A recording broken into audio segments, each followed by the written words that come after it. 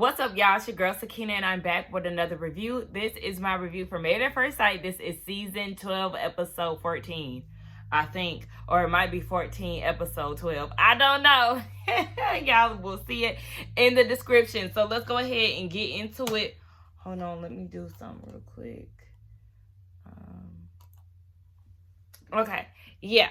So let's go ahead and get into it, y'all, because they didn't give us an episode last week. I'm actually happy that they did not. Quite frankly, I'm very exhausted with this season because all of these couples literally tire me out watching this show. So I don't even look forward to watching the show on Wednesday or Thursday, Friday, whenever the hell I get around to it, just because I already know it's always going to be some type of BS. The show is just not giving fun and exciting as it used to.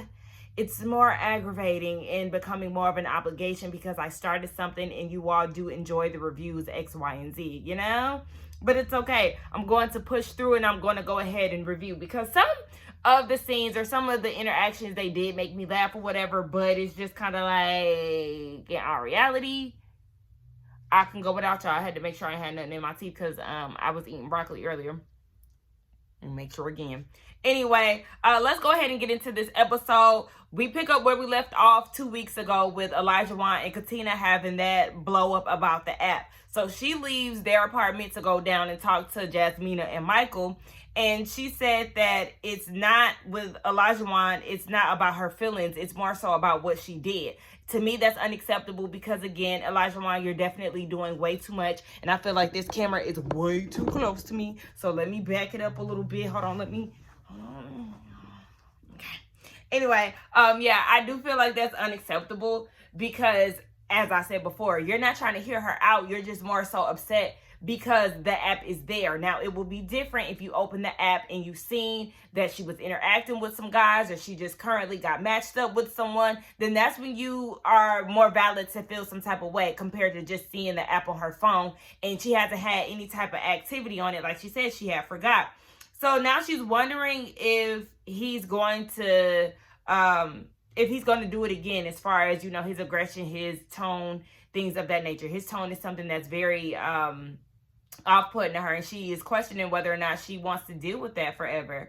Michael said that Olajuwon is definitely thinking off of emotion. You know, emotions are high, and he's not really thinking logically. He's just saying it in any and everything, and that's exactly what Jasmina was saying. Like, he admits to when he's upset, he kind of flies off the handle and he says whatever comes to his mind. And again, that is unacceptable. I don't care how mad you are. That doesn't give you the okay to talk to me crazy or say something that you'll later regret. No, control yourself in that moment and be more mindful of what's coming out your mouth, whether it's in the heat of the moment or not. So I'm looking at Jasmina like, girl, it's given that you kind of justifying it because he already admitted that's how he is, but he doesn't mean it or whatever she was trying to put it. Because had Michael did that, she would be totally turned off. She'll be ready to leave and you know, she'll hold the grudge, blah, blah, blah. So I'm like, don't say that as if Katina is supposed to just accept that, because no, she doesn't have to deal with that. And for Olajuwon, he thinks that Katina isn't showing seriousness, and that goes back to me saying that he really feels like, oh yeah, I'm putting more effort into the marriage, blah, blah, blah. Remember, I told y'all he feels, to me, it comes off as he's trying to compete with her on who's more serious about this process.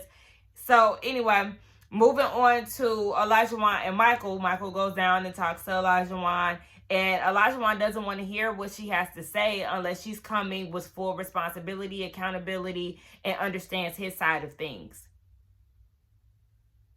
What? No, how about you understand her side of things as well? Because the way that you popped off, I would never accept that. I would never try to see your side of it because you just flew off the handle. You didn't try to think about what was actually going on. You didn't try to do a bit of extensive research to see if I was, allow me to show you. You went straight into defense mode and that I'm your husband, blah, blah, blah. Nobody got time for all of that. So, he said that he's all in. He deleted his Instagram for her. He cut his hair. He's putting in effort. And she did all of this. For what, TV? Again, trying to compete. he says now he doesn't trust her. And I'm like, but you're the untrustworthy person in our reality. You're untrustworthy. And I feel like he's projecting his insecurities onto Katina, because he's the main one who came into this process who was worried about his past coming back to haunt him. He didn't want to be judged for his past, X, Y, and Z. But look at how judgmental he is. He's the same one that was judging his wife if she wants to have sex on the first night. And he's also the one that's judging her based on this little ass app incident. Like, you're very judgmental for someone who came into this process worried that she was going to judge you for your whole past, Isaac. I had to run that back. Let's run Isaac back, because he must have fucking forgot. Oh, he gets on my nerves. So then later on, I guess that night, they made amends. And she apologized because she understood where he was coming from. And he apologized because he understood where she was coming from. And if you ask me, Katina, no, I would not have apologized. I'm not one to apologize if I truly don't mean it, because, baby, we're wasting both of our times here. I'm apologizing, I'm wasting words, and I really don't even fucking mean it. So I just feel like she could have apologized for... Shit, let me see. How could she have apologized? How would I apologize in this situation where I'm trying to compromise with my husband? I would probably... I don't want to say I apologize because you felt that way, because that's what Jasmina did, and I wasn't here for that. I don't know. I apologize for making you upset or making you feel like I wasn't into this. I don't fucking know. I don't know. It's not my job to figure that out, because I ain't on the show. I ain't married, and my husband ain't gonna be talking to me like that, because I get his ass together every motherfucking time. So, we see Elijah talking with his coach, and he tells him about the app incident. He says that he's a passionate speaker, boy boo, and they made up, and the coach was like, you basically need to watch what you say, because you can't take certain things back. Katina talks to her sister-in-law, and she did say when her and Elijah are at odds, she likes to stay calm, and I was with the sister-in-law. He also needs to practice the same thing of staying calm.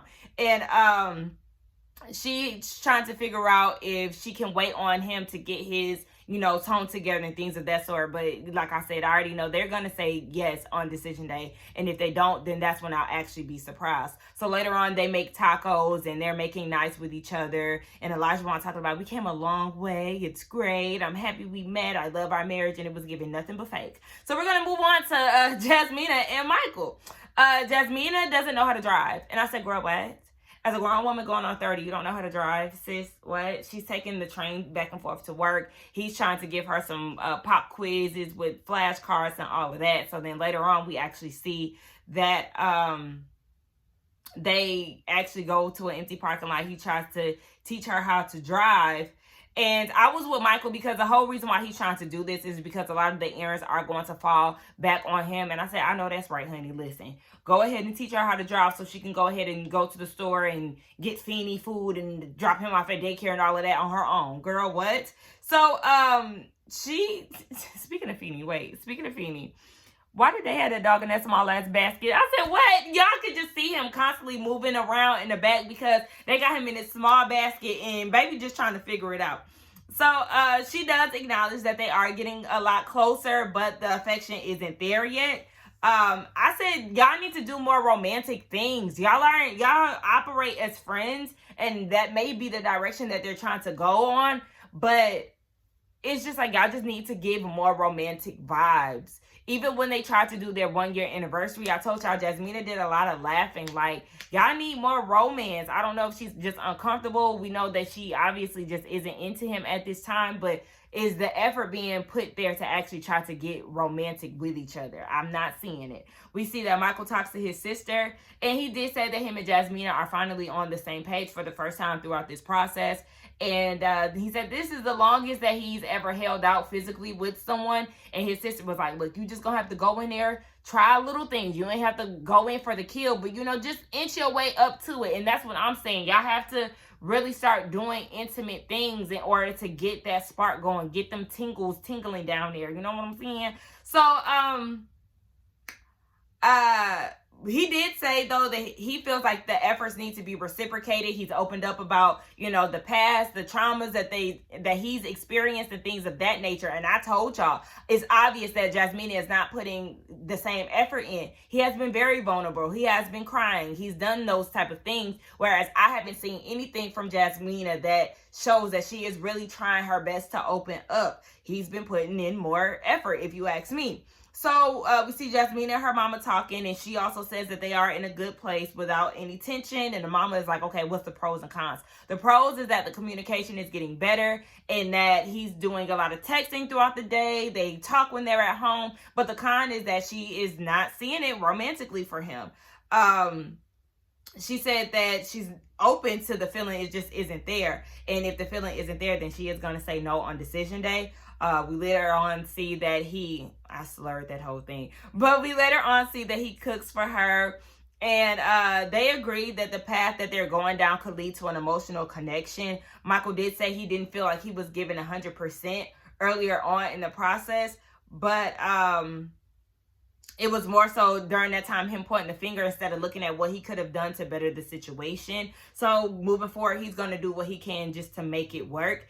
And she says that the communication is good for now, but it could be better.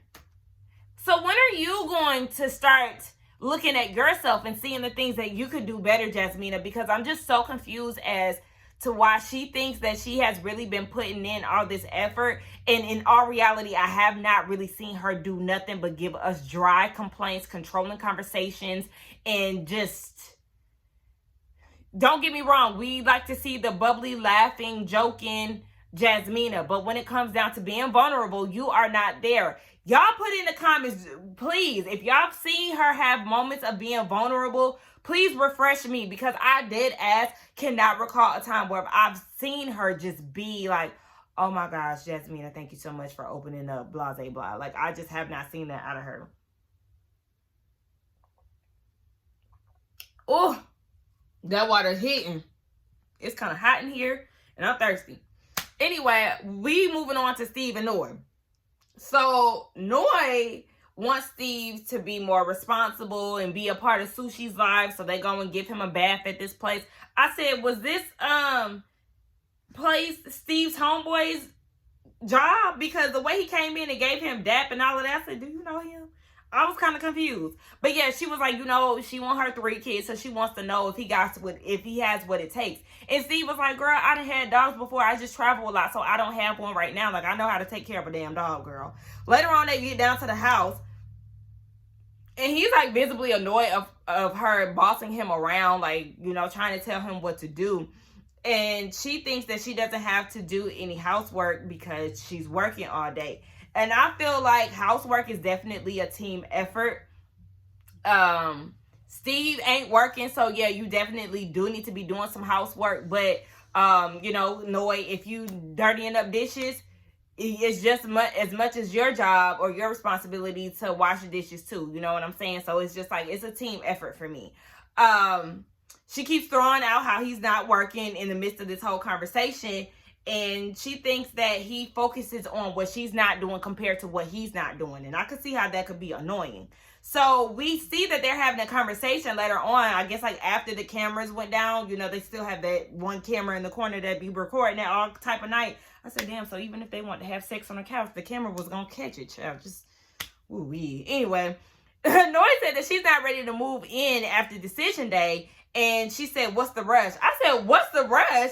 Said somebody who got married at first sight. Said someone who likes to rush the process. You also told him that you loved him within the first week of the relationship. Since you like to climb oceans and all of that to go meet the love of your life. But now all of a sudden you questioning what's the rush. Girl, you're not being truthful. And me and Steve both seen through you.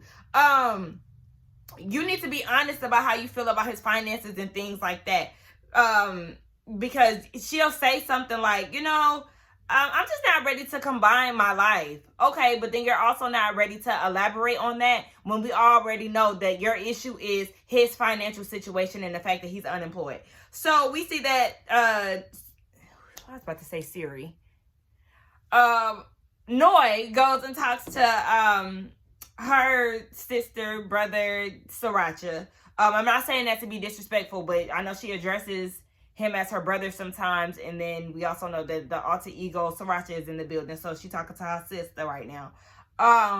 Steve says that, you know, they're unbalanced with their house chores and all of that, and like I said, Steve needs to understand, boo, that you are unemployed. You don't have no job, okay? What else are you doing outside of cleaning up? Is there something else that's occupying your time? If you're going to be around the house, really, I feel like shit. The house just ought to be clean all the damn time. Because, I mean, I don't know. Anyway, like I said, that's the least you can do, Steve. I'm going to need you to stop complaining about that. Noy says that he just needs to get a job. And her brother was saying he needs to get a job more so for himself, because he's talking about he ain't happy where he at. Baby, go ahead and get you a job. And she says that she doesn't want to combine income. And did you say that to him at the time, Noy? I highly doubt it. Like I said, she should have just said that in the moment. And she said that she doesn't want to rebuild her life because she moved to Boston for love, and that obviously didn't work out, and she had to rebuild. And baby, I would have left. I mean, maybe Boston is somewhere that she wants to be. Obviously, she's still there, but I would have went back to where I was at before. I don't know if she's from Boston. It seems like she obviously has a life set there. But I would have left, child. But I understand her not wanting to have to rebuild and going through all of that again. And y'all don't get me wrong. I understand Noy not wanting, you know, that heavy burden of taking care of everything on her shoulders. I get that. Because I wouldn't want a guy that's unemployed either. But I also, like I said, understand that there is more than one way of having income instead of the typical standard 9 to 5. So that's my whole thing. I don't want you unemployed, boo. But if you got that money coming in, if that freelancing work is popping off, then it is what it is. But then Noy also doesn't understand the freelancing lifestyle, because yes, sometimes it can be inconsistent. Sometimes, you know, you just don't have a steady schedule. So like I said, if you ask me, they just need to say no on decision day, because their life structures do not align, and that's okay. Y'all just ain't meant to be together. Steve was talking to his sister, and he was talking about the whole issue with her not wanting to live with him after decision day. And then on top of that, she continuously is posting things on Instagram subliminally. And then when he goes and asks her, is it about me? She lies and says no. Girl, you have a pattern. You already know you a good two for two, now a 3 for 3. So you now talking about, oh no, what I posted wasn't about you. That's a lie. And the sister was like, take it for face value, no boo, because she got a track record of doing this, and it's exhausting. Like, you're behaving in a childish manner the same way you reacted and responded with the whole Noodlegate situation. Like, girl, you need to grow up and stop acting like a child, because if you're gonna bring up the fact that you don't want to move with him on decision day, he deserves to know why. You giving vague responses is so annoying. I hate when people do that. Like, don't bring something up to me and then don't give me the details. Like, that's going to piss me off. So I was getting very annoyed with her, even though I understand her frustrations with, you know, him not having a job and just their two different lifestyles. I understand that. But the way that Noy goes about shit in her line of communication is so annoying to me. And I can't stand when people go on social media and talk shit about something and don't come directly to me. So that's striking a nerve for me. Anyway, the sister was just like, you need to go ahead and communicate what you need to talk about. So then we move on to Steve and Mark. I said the two unemployed. Mark said that things are going good with him and Lindsey, but he's not ready to talk about the future. What? Mark, you about to get on my damn nerves too. Because what do you mean? That's a part of being married. You talk about your future. You want to see what it looks like, if it aligns, if y'all should move forward, you know, so y'all can actually get prepared for that future. It just doesn't make sense. So then Steve says that he has plenty of savings and he's actually contributing 3 to 4 times as much. So I'm like, okay, this shared apartment isn't, y'all don't pay rent in there, do y'all? I thought Lifetime funded this apartment while y'all living there. Like, I'm confused. Can you give us more detail? Can you elaborate on that, Steve? 3 to 4 times you contribute. So what you saying, that you buy the toiletries and stuff like that more? I don't know, because y'all still paying y'all rents and stuff at y'all other house. Y'all can't put that on hold while y'all living in this lifetime apartment. Again, I need more detail so we can understand the context. So, he said that Noy has an issue with a perception, and that's a future problem. He said that he's done everything outside of a full job that she's asked him to do. And I was confused when he said that a full-time job is going to prevent him from dreaming about their future. What the hell does that mean?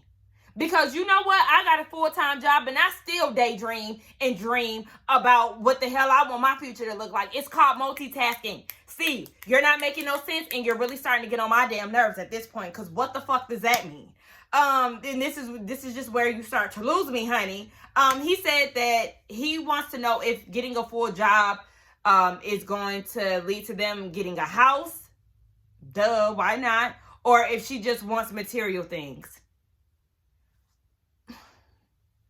Get away from me with this, please. So then Mark is now questioning his connection with Lindsey and if it's strong enough to say yes. So then we move into their issues. Okay, he is getting a whiteboard out. We now on to Mark and Lindsey, if y'all didn't know. But he gets a whiteboard out and he's planning the week. He's preparing. He said that this is going to help them get more structure and just make sure that they're still on the same page. Why did they have them cats on the counter? White people, why y'all be doing that? I don't get that. And then even Noy, she had her dog like all over the counter, holding him all over the counter while they getting their plates prepared for breakfast. Like, why y'all be doing that? I don't get that. That's nasty. So, we was like, okay, the planning, they writing this board out, everything seems to go good. And just like I wrote, I said, we'll see what this week has to offer. And true enough, it was a flop. But they was down at the market, child. And Mark irritates me with his eating habits. I hate grown people who want nothing but chicken nuggets and fries. I don't like when kids just like chicken nuggets and fries. Because I wasn't one of those kids. And I understand, but I just feel like kids need a balance. Baby, you need to eat your greens. Okay? Get you a little piece of leaf somewhere, boo. Okay? A piece of lettuce, some kale, some green beans, some broccoli, some something. I don't like when kids just eat fried foods all day and shit like that. Like, nah. But, you know, my mama also cooked for us when we was kids. So it wasn't like... And then after a while, in 2nd grade, I started cooking. Like, I've been able to cook up a whole meal since I was in the 2nd grade. Making cakes and all of that. So... I guess I'm just built different. I'm not the only one who was like that as a child, I'm sure. But, you know, I just want to tell y'all, your girl being had little homemaking qualities going on. But that don't mean I want to be nobody's housewife. Anyway, yeah, they start grocery shopping. The budget is $150. He mad because she want to pick fruits and vegetables. No, baby, that's what you need, eating all them damn goldfish and fried foods. So, yeah, they end up going over the budget or whatever. And then later on, we see that they get into an argument about how he ruined some clothes in the laundry, I guess. And she was basically like, I'm done with him. He's inconsistent. He's a fail. He never follows through on things. And then, And then we see that they start arguing about how he's not treating her a certain way. He treats the cat better than her. Y'all know she had the nerve to say, you touch the cat better than you touch me? Or you don't touch me like you touch the cat. What kind of sick shit is going on in this house? What? And then Mark was like, I just had sex with you. And then he tossed the cat in there somewhere in the conversation, like, bro, what is going on? Why are y'all having this conversation? This is weirding me out. Like, it was just way too much. Anyway. Oh, my gosh. So, we see Mark talking to his friend Erica. And he says that Lindsey hears what she wants to hear, and the friend agrees that Lindsey isn't wrong for, inquiring about the future. She's not, because this is a part of being in a marriage. And he said that it's hard for him to say if he wants this forever. He has never, been without her to say that he missed her, but he also isn't to the point where he can say that he can't live without her. So then after this whole, you don't love me like you love the cat debacle, she sets up a family portrait where she puts the cats in these cute little shark outfits. I thought it was a cute little concept that she wanted to do for him. She said that they thrive more so in the fun element, so that's what she's trying to do for him. But then she kind of ruins it a little bit by trying to force him to eat something, because he comes home with food and she wants him to taste this sauce. He doesn't want the sauce. He's now saying that he doesn't like pineapples, and she's like, interesting. Girl, you trying to force him to eat something when he clearly said no. You have to let things go. That's the problem with you, Lindsey. You need to learn how to just let shit fly. And now if he don't want to eat the sauce right now, just let it be what it is. So then he brings up, just their dynamic and how every day is different. It's a roller coaster. And she said that she's tired of him not acknowledging his wrongdoings. And then she gets up and she leaves. So at this point, she done left. And I said, girl, you leaving with this silk muumuu on. You got 2 jackets on. You come back, it's soaking wet. But before she even came back, the photographer came. And I said, oh my gosh, y'all still got this photo shoot that y'all got to do. Y'all done got into an argument. She is getting ready to pack up and leave to go to her apartment. He wants her to stay and finish the whole photo shoot out. And he was like, I'm not surprised that she's going to stay, because that's her. If it's pertaining to fun or whatever, she's going to go ahead and thug it out. But she's still going to be mad once all the fun is over. So she stays and they do a family picture and all of that. And then the photographer was like, oh, well, y'all want to do some pictures together? Now, Miss Ma'am, you know that they beefing. No, but Mark want them to go ahead and do this picture together, so they cozy up and they taking family pictures. I said, child, this is just a mess. You know what? I'm so tired of them. I'm tired of everybody. I'm tired of Mark and Lindsey as a whole. I'm tired of Katina and Elijah because he's annoying and she being a little too passive for my preference. I'm annoyed with Jasmina because she think that she just doing it all and she ain't doing a bitch ass thing. But like I said, I mean, they all right for now, but she just never truly satisfied. Noi, she annoys me sometimes. Steve, go ahead and get you a damn job or something, because you starting to get on my nerves. Your reasoning for not having a full-time job is just like, what? It's not even that. I ain't gonna tell Steve to get a full-time job, because that's not what he wants. But just go ahead and leave this marriage, because y'all's visions don't align with each other. And like I said, that's fine. She wants somebody who is more stable, who has a more consistent income, and that's her business. That's perfectly fine. I think a lot of us want somebody that has consistent money in. Steve, you need to go ahead and find you somebody at an art show, a museum, a creative that can really understand your path more than, somebody like Noi, who is like more of the cookie cutter. She wants the 3 kids. She wants the income. She wants you to be the breadwinner, X, Y, and Z. So y'all just not meant to be together. Who else? Am I forgetting anyone else? No, because we only got 4 couples. Anyway, y'all let me know what y'all thought about this review. Let me know what y'all thought about the episode. Let's get down in the comments and talk. Don't forget to like, comment, and subscribe to my channel, and I will see y'all in the next one. Bye.